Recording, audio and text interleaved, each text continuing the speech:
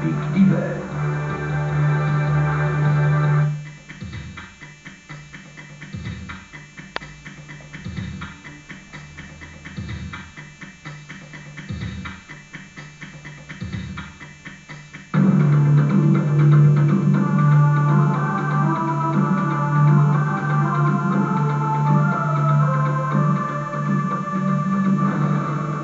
Mesdames, Messieurs, bonsoir. Bonsoir.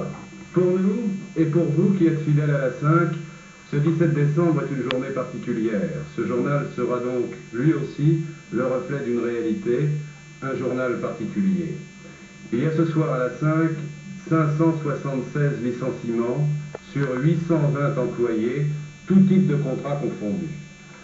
Nous vous expliquerons en détail dans quelques instants les conséquences pour l'antenne, pour la vie de l'entreprise et son personnel. Mais d'abord, les principaux titres de l'actualité, Béatrice.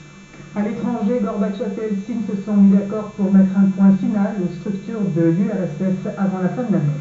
Dans l'enquête sur la disparition du petit Jérôme, la police, après 3 jours de recherche entre Courbevoie et la Défense, juge vraisemblable maintenant l'hypothèse de la fugue. Affaire Chaumet, le jugement pour les 2 frères Joaillier, 2 ans et 18 mois de prison ferme. Un forcené retranché chez lui près d'Orange depuis le début de la matinée vient de se rendre après une fusillade avec le GIGN. Aucun blessé dans cet échange de coups de feu. L'homme avait abattu auparavant sa femme et son fils. En football, le Stade Rennais demande que le match contre Marseille soit rejoué. 2 des joueurs du club breton auraient été victimes d'une intoxication volontaire. Le président de Rennes accuse non pas l'OM, mais un déséquilibre.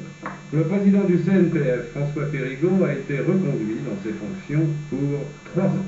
Voilà pour l'essentiel. Et maintenant, notre actualité, la vôtre aussi. À l'issue du comité d'entreprise de la 5, le président Yves Sabouret a annoncé 576 licenciements. Tous les services de la 5 sont touchés, des chiffres qui confirment les rumeurs les plus pessimistes. Les 2 tiers du personnel licencié, parmi lesquels 80% des journalistes de la rédaction.